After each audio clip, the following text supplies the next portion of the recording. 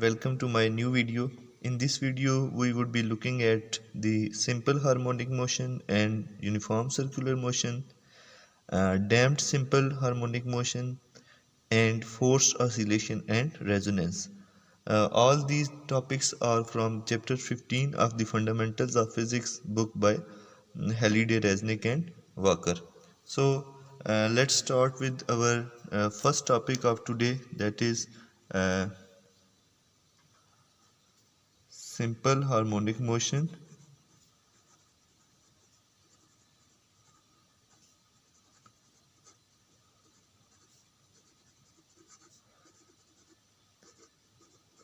and uniform circular motion.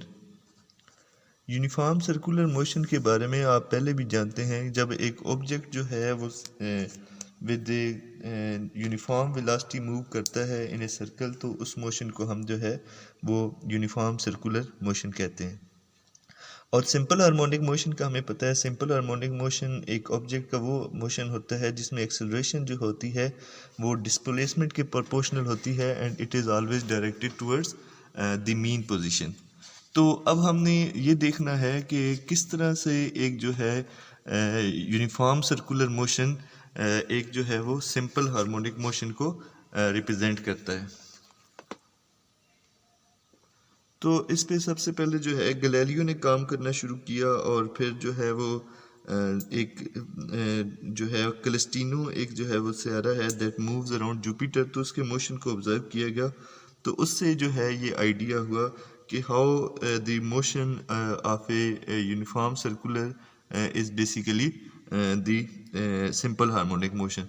तो हम एक पहले एक सर्कुलर मोशन को कंसिडर करते हैं। Let's say this is a circle, ठीक है, और ये इसका डायामीटर है, ठीक है, and let's say this is my X axis and this is my Y axis, ठीक है। और मैं एक ऑब्जेक्ट ले रहा हूँ, ठीक है, which is a mass m, object of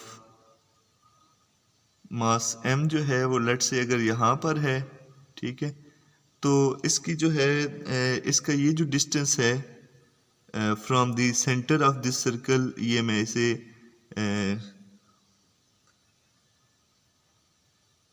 xm कह देता हूँ, ठीक है। This distance is xm। और आप देखें कि अगर हम इस ऑब्जेक्ट का प्रोजेक्शन लें तो वो इस पॉइंट पर इसका प्रोजेक्शन आ रहा है, ठीक है। अगर इसका मैं प्रोजेक्शन लूँ तो वो इस पॉइंट पे आएगा। अब अगर ऑब्जेक्ट इधर आ जाएगा, ठीक है, तो उसका अगर मैं प्रोजेक्शन लूँ अलॉन्ग एक्स एक्सिस तो ऑब्जेक्ट यहाँ पर आ गया। अगर ऑब्जेक्ट यहाँ पर होगा तो उसका प्रोजेक्शन इधर आ जाएगा। इसी तरह से एक ऑब्जेक्ट अगर इस तरफ है तो उधर से आप परपेंडिकुलर लगाएंगे, गिराएंगे इस डायामीटर के ऊपर, तो ऑब्जेक्ट यहाँ पर आ गया। तो आप देख रहे हैं जैसे जैसे एक ऑब्जेक्ट जो है वो इस सर्कुलर पाथ पे मूव कर रहा है तो उसका प्रोजेक्शन भी मूव कर रहा है, ठीक है। अगर ऑब्जेक्ट इधर होगा तो उसका ये प्रोजेक्शन आ गया।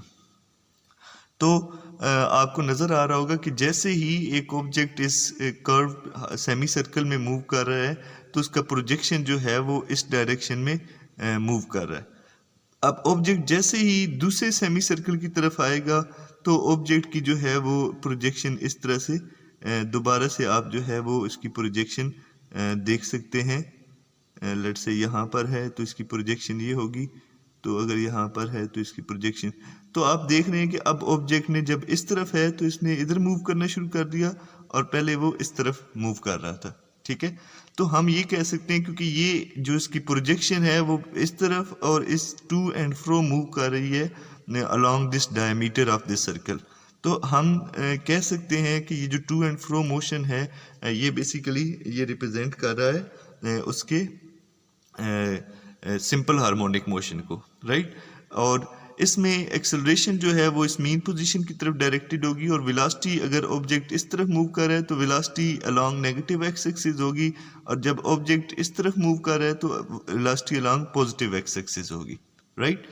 अच्छा, अब इसी चीज़ को अगर मैं एक लेट से बड़ा सर्कल ड्रा करूं और आपको एक्सप्लेन करने की कोशिश करूं। कंसिडर कि ये सर्कल है, गो के नियरली ये थोड़ी शेप चेंज हो गई है, लेकिन consider this is a circle. ये let's say this distance is, ये मेरा पॉइंट कोई P डैश है, ये मेरा सर्कल है, उसका ओरिजिन है, ये पॉइंट XM है, और ये जो इसके अलोंग उसका मोशन है, जो मैं प्रोजेक्शन अभी जो मैंने सर्कुलर मोशन शो किया है, इस मूवमेंट को मैं कहता हूँ कि this is x of t, right. तो इस x ऑफ t, और अगर ये जो इसकी जिस कांस्टेंट एंगुलर वेलोसिटी के साथ वो मूव कर रहा है वो ओमेगा है, राइट। ओमेगा इज कांस्टेंट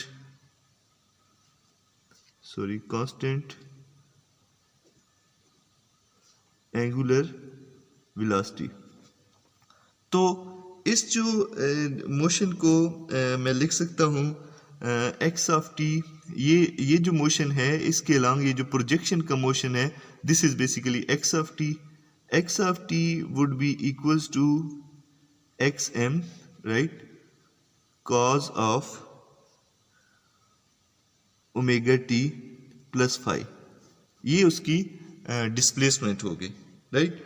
और हमें पता है कि अगर हम इसकी वेलोसिटी निकालना चाहते हैं तो वेलोसिटी क्या होती है, v of t is d displacement का अगर आप डेरिवेटिव ले लेंगे तो वह इसका जब आप डेरिवेटिव लेंगे तो minus omega x m sine of omega T plus five, क्योंकि cos omega T plus five का डेरिवेटिव आएगा minus omega sine omega T plus five. तो अगर इसमें मैं वेलोसिटी का मैक्सिमम एम्पलीट्यूड देखना चाहता हूं तो वो मेरे पास आ जाएगा ओमेगा एक्सएम। सिमिलरली अगर मैं इसमें से एक्सेलरेशन निकालना चाहता हूं तो मुझे वंस अगेन इसका डेरिवेटिव लेना पड़ेगा। So it would come out to be minus omega square XM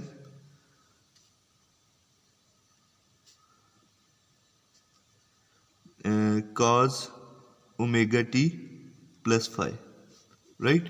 तो ये मेरे पास एक्सेलरेशन आ गया।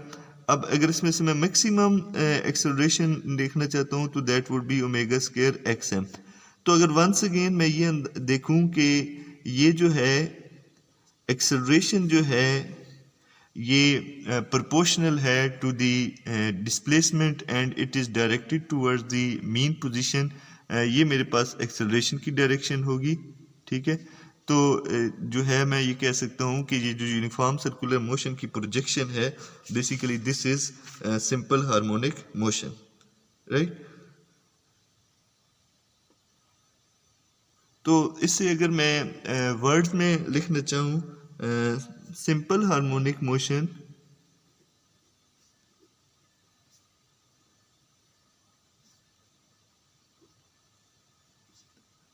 is the projection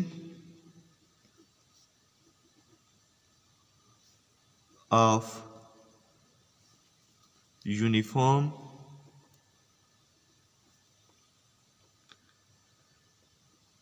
circular motion on a diameter of the circle, right, in which the circular motion occurs। तो हम simply ये कह सकते हैं कि जो यूनिफॉर्म सर्कुलर मोशन है उसमें जो ऑब्जेक्ट की प्रोजेक्शन है अलोंग द डायमीटर वो क्या है, सिंपल हार्मोनिक मोशन है। और उसको हमने एक्सप्रेशन से भी जो है वो वेरीफाई किया है that it is the simple harmonic motion. जो नेगेटिव साइन है वेलोसिटी के केस में वो ये शो करता है कि ऑब्जेक्ट की movement basically along this direction है, राइट। ये इस डायरेक्शन में है which is opposite to the positive axis, तो इसलिए ये जो है वो नेगेटिव साइन आ रहा है आपके पास, जो वेलोसिटी का आपके पास एक्सप्रेशन है। और ये एक्सप्रेशन जो हमने डिस्प्लेसमेंट, वेलोसिटी और एक्सेलरेशन के लिए निकाले हैं, ये नियरली वही हैं जो हम already previously simple harmonic motion के केस में फॉर द केस ऑफ जो है पेंडुलम्स एक्सेट्रा वो हम डिस्कस कर चुके हैं. In next part of the discussion we are interested in damped simple harmonic motion. अगर हम एक पेंडुलम को कंसिडर करें और पेंडुलम के हम जो मास है उसे अगर एक वाटर में हम सबमर्ज कर दें और फिर उसे डिस्टर्ब करें तो हम देखेंगे कि कुछ थोड़ी देर के बाद वो जो पेंडुलम है it will basically start oscillating, right. तो हो क्या रहा है कि why basically that pendulum has stopped oscillation, उसकी वजह ये है कि जो वाटर है basically that exerts a drag force on the motion of that pendulum. तो इसी तरह अगर हम एयर में भी इवन अगर सिंपल पेंडुलम को एक को ऑसिलेट करें तो वो भी थोड़ी देर के बाद जो है वो स्टॉप कर देगी, थोड़ी ज़्यादा देर लगेगी उसकी निस्बत वाटर की निस्बत, but it will stop oscillating. उसकी वजह भी एयर ड्रैग है which exerts on the motion on this oscillatory motion. तो हम बेसिकली इस तरह के मोशन को क्या कहते हैं, डैम्प्ड मोशन कहते हैं, ये डैम्प्ड ऑसिलेशंस कहते हैं, जिसमें जो उनका मैग्नीट्यूड है ऑसिलेशंस का that basically starts to die down with respect to time. तो हम इस तरह की मोशन को इन केस ऑफ जो है वो सिंपल हार्मोनिक मोशन डिस्कस करने की कोशिश करते हैं. तो हम एक एग्जांपल कंसिडर करते हैं. लेट्स से कि एक मास अटैच्ड टू स्प्रिंग है, राइट. दिस इज स्प्रिंग, इसके साथ हमने एक मास अटैच किया हुआ है. This is the mass m such that कि इसका एक हिस्सा जो है हमने एक this is known as a vane, right. ये हमने इसके साथ एक वेन लिया हुआ है और ये जो स्ट्रिंग है बेसिकली इसकी जो थिकनेस एक्सेट्रा है वो निग्लिजिबल है, ठीक है. और हमने इसे सबमर्ज किया हुआ है into water, right. This is इस वाटर के अंदर हमने इसे क्या किया हुआ है, सबमर्ज किया हुआ है. ये इसके नीचे फिक्स पोर्ट है, राइट. तो ये अब जब इसके अंदर ये मास m जो है वो ऑसिलेट करेगा, दिस इज मास m, और ये जो है स्प्रिंग सिस्टम है मेरे पास.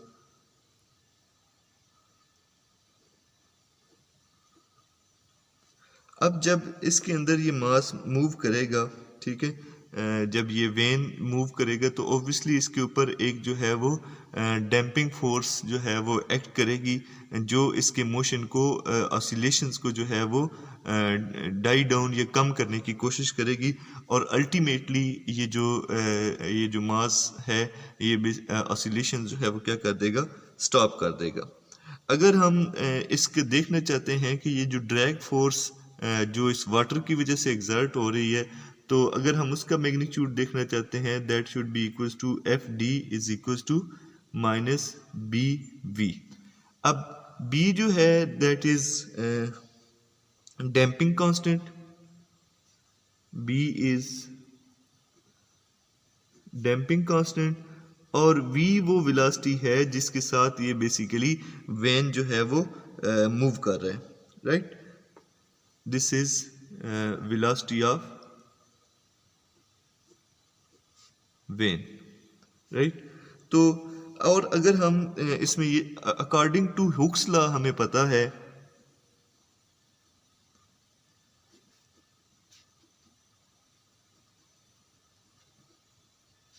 कि जो फोर्स है वो माइनस के टाइम्स एक्सटेंशन के इक्वल है, माइनस के टाइम्स एक्स के इक्वल है. के जो है वो स्प्रिंग कांस्टेंट है और एक्स जो है उसकी एक्सटेंशन है. के इज स्प्रिंग कांस्टेंट और एक्स जो है उसकी एक्सटेंशन है जो उस स्प्रिंग के अंदर प्रोड्यूस हो रही है, राइट. तो अगर हम जो ग्रेविटी है उसके, क्योंकि ये फिक्स पोर्ट के साथ नीचे है, तो अगर हम ग्रेविटी को इफेक्ट को हम निगलेक्ट कर दें तो neglecting the effect of force due to gravity और Fg, तो हमें पता है कि net force along this would be net force would be equals to mass times the acceleration, right? तो जो net force है वो हमारे पास जो है माइनस बी वी है और माइनस के टाइम्स एक्स है and mass times the acceleration. अब अगर मैं एक्सेलरेशन को जो है वो सब्स्टिट्यूट करूं इन तमाम क्वांटिटीज़ को उस तरफ ले जाऊं तो m times d square x, क्योंकि acceleration is d square x by d t square, plus b times d x by d t plus k x should be equals to zero.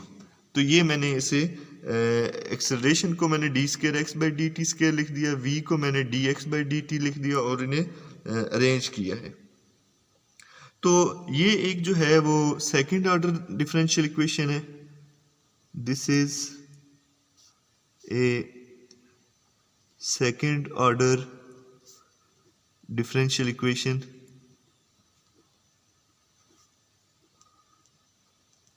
इसका obviously solution find out करने का एक particular method है। मैं उस method की तरफ नहीं जा रहा, बल्कि मैं इसका डायरेक्ट रिजल्ट जो है वो यहाँ पर लिखता हूँ। और जब आप इसको सॉल्व करेंगे तो आपके पास सोल्यूशन जो है इस सेकंड ऑर्डर डिफरेंशियल इक्वेशन का, it would come out to be X T X M E raise to power minus B T by 2m, right, cos omega dash T plus five, right. तो ये मेरे पास जो है वो final expression आ रहा है of this damped oscillations, right. तो अगर हम इसको बगौर जायज़ा लें तो हमारे पास पहले जो एम्पलीट्यूड था ऑसिलेशन का वो xm था। अब इसमें क्या है, एक डैम्पिंग फैक्टर आ गया है which is E raise to power minus B T by 2m। और पहले हमारे पास ऑब्जेक्ट की नेचुरल फ्रीक्वेंसी या ओमेगा थी, अब हमारे पास ओमेगा डैश है और ओमेगा डैश की वैल्यू जो है अगर हम देखें तो that would come out to be k by m minus b square by 4m square, right. तो जितनी b की वैल्यू ज़्यादा होगी, जिस तरह b ग्रेटर देन ज़ीरो होगा तो ये ओमेगा की वैल्यू, ओमेगा डैश की वैल्यू कम होती जाएगी। इसका मतलब है कि डैम्प्ड ऑसिलेशंस की वैल्यू कम होती जाएगी। और अगर ये b ज़ीरो हो तो ये पूरा फैक्टर ज़ीरो हो जाएगा। Omega dash would be if b is equals to zero, तो ओमेगा डैश सिंपली किसके इक्वल आ जाएगा, ओमेगा के इक्वल आ जाएगा, जो ऑलरेडी हम mass attach to a spring और में देख चुके हैं, राइट। लेकिन b की वैल्यू जो कि डिपेंडेंट है वेन के ऊपर और वो जो लिक्विड है इसके ऊपर डिपेंडेंट है b की वैल्यू जो है, डैम्पिंग की वैल्यू जो है। तो अगर b की वैल्यू ग्रेटर देन ज़ीरो होगी तो जो है वो आपके पास जो है वो जो ऑसिलेशंस हैं वो डैम्प आउट करती जाएंगी। अगर b की value less than k m under root है, फिर भी ओमेगा डैश की value nearly equals to omega होगी। लेकिन जैसे जैसे b की वैल्यू बढ़ती जाएगी इस तरह से ओमेगा डैश की वैल्यू जो है, if let's say b is greater than under root k m, तो ओमेगा डैश जो है वो लेस देन ओमेगा होगी। विद रिस्पेक्ट टू टाइम जो है ये ऑसिलेशन जो हैं वो कम होती जाएंगी। अगर इसको मैं ग्राफिकली रिप्रेजेंट करना चाहूँ तो अगर मेरे पास इधर मैं एक अनडैम्प्ड ऑसिलेटर लेता हूँ, let's say this is my undamped oscillator, तो इसमें जो है आप देख रहे हैं कि एम्पलीट्यूड में कोई कमी वाक़या नहीं हो रही। This is for the case of undamped oscillator, ठीक है, जो कि हम ऑलरेडी डिस्कस कर चुके हैं। अब अगर हम डैम्प्ड ऑसिलेटर की बात करें तो डैम्प्ड ऑसिलेटर में ऑसिलेशन जो हैं वो विद टाइम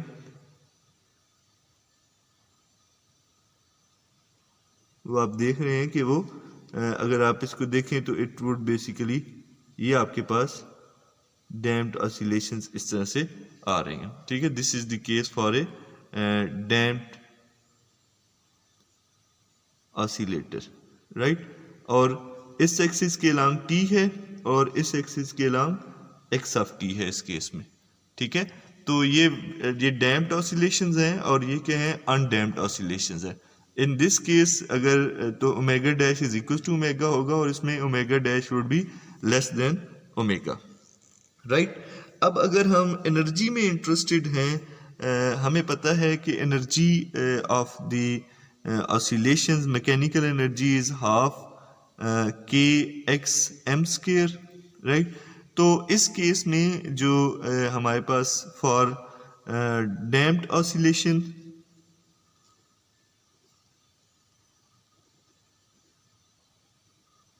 जो हमारे पास एनर्जी है that is actually equals to 1/2 k x m square और साथ फैक्टर जो है वो डैम्पिंग फैक्टर आ जाएगा e raised to power minus bt/2m। तो एनर्जी जो है, हम जो कह रहे थे कि एनर्जी कांस्टेंट रहेगी, इस केस में एनर्जी कांस्टेंट नहीं रहेगी बल्कि energy would be converted into thermal और in some other forms of energy, जो कि mass attach to spring system, जब किसी हमने वाटर या किसी और लिक्विड के अंदर या इवन एयर के अंदर जो है हम इसे ऑसिलेट करा रहे हैं, तो there is going to be damping in energy की एनर्जी जो है वो कांस्टेंट नहीं होगी but it will be converted into some other forms.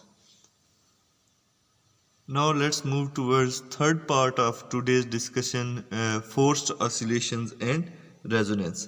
अगर एक लेट्स से आप झूला ले रहे हैं, झूले पे हैं आप, स्विंग जो है वो यूज़ कर रहे हैं, तो आप खुद से अगर उसे मूव करा रहे हैं तो that is your natural frequency. और अगर कोई आपको पुश करता है, ठीक है, इनटू द स्विंग, तो वो जो है वो आपके पास जो है वो फ्रीक्वेंसी फिर नेचुरल फ्रीक्वेंसी नहीं रहेगी बल्कि उसे क्या कहेंगे हम, फोर्स्ड जो है वो जो है वो ऑसिलेशंस कहेंगे जो उससे प्रोड्यूस होंगी, राइट। तो इसका मतलब है कि दो तरह की किसी ऑब्जेक्ट की दो तरह की फ्रीक्वेंसी हो सकती है। One is it's natural frequency,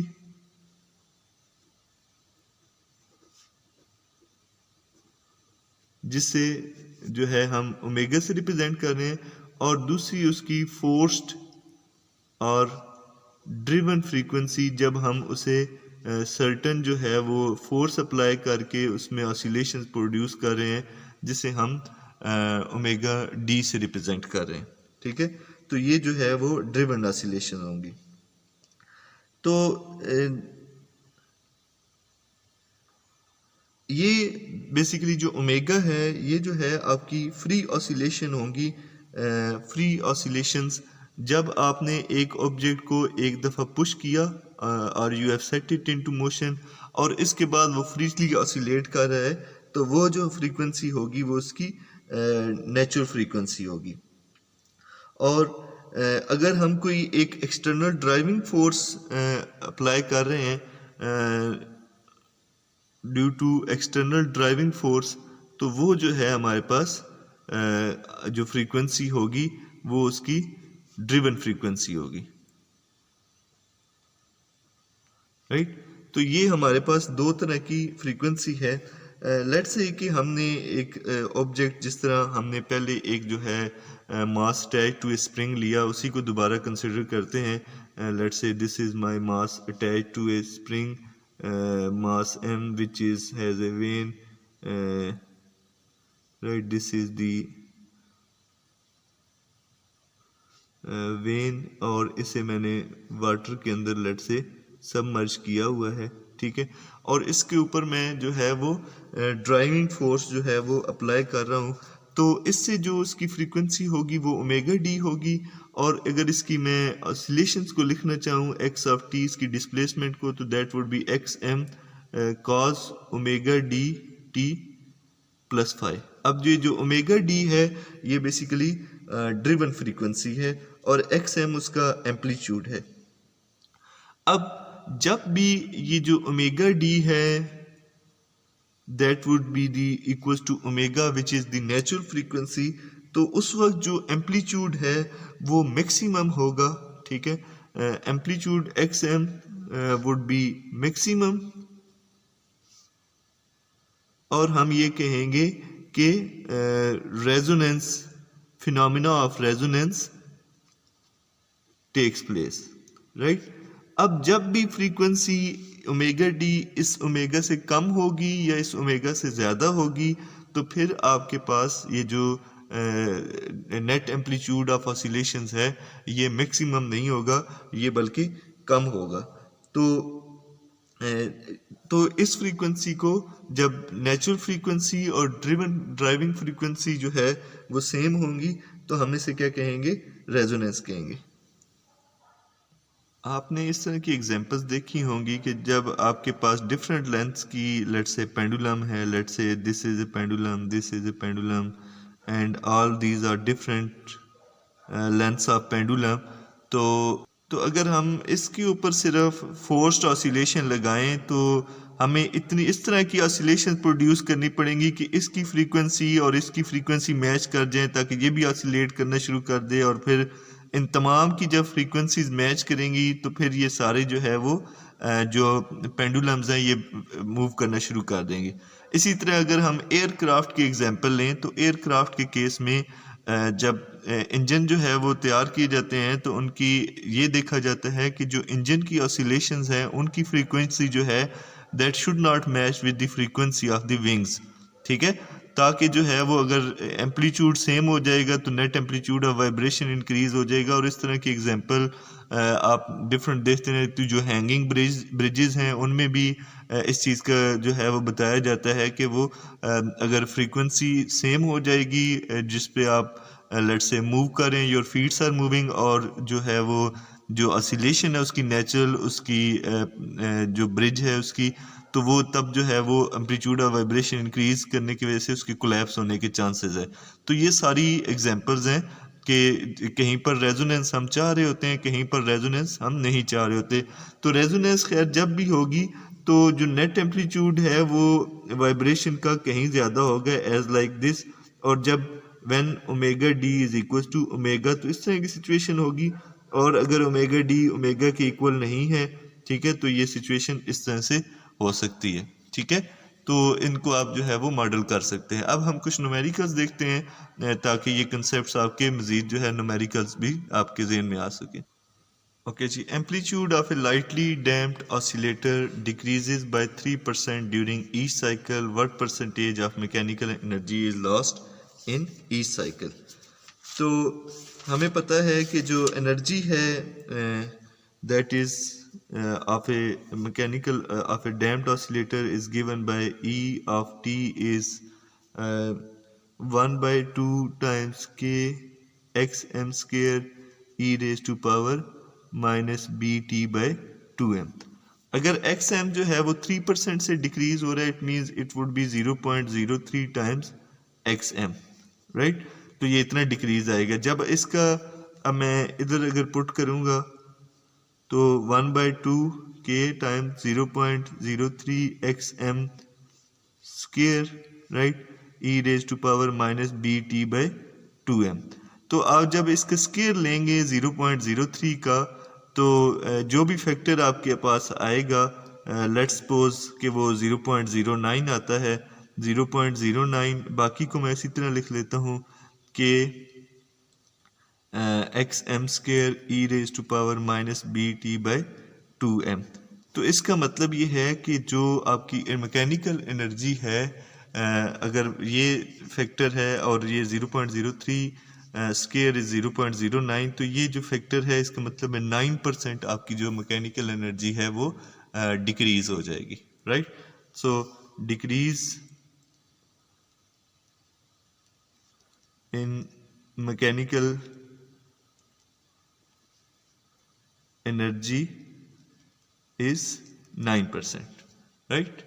तो ये आपके पास जो है मैकेनिकल एनर्जी में डिक्रीज आएगा। Okay, next question is for any oscillator, right. the amplitude xm is given as xm is equals to, where this fm is constant, this is the amplitude.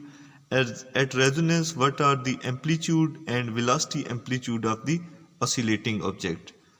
तो सबसे पहले हम जो है ये देखते हैं कि अगर हमने उसका एम्पलीट्यूड फाइंड आउट करना है रेजोनेंस के ऊपर, तो हमें पता है एट रेजोनेंस की कंडीशन हमें पता है कि omega d is basically equals to omega.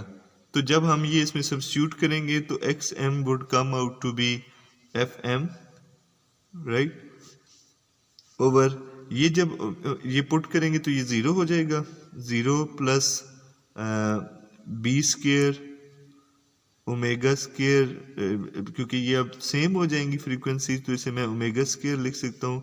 तो ये मेरे पास आ जाएगा f m over b omega, right. तो ये जो है मेरे पास उसका एम्पलीट्यूड आ गया। अब दूसरे में हमने उसके वेलोसिटी एम्पलीट्यूड निकालना है विच इज़ वी एम, और वी एम हमें पता है किसके इक्वल होता है, ओमेगा एक्स एम के इक्वल होता है। तो जब एक्स एम की वैल्यू मैं इसे सब्स्टिट्यूट करेंगे तो ये क्या हो जाएगा, f omega into f over b times omega. तो ये ओमेगा से ओमेगा कैंसिल हो जाएगा, तो ये मेरे पास, ये सिंपली मेरे पास जो है वो उसकी वेलोसिटी का एम्पलीट्यूड हो जाएगा, right. Hopefully you have understood this lecture, right.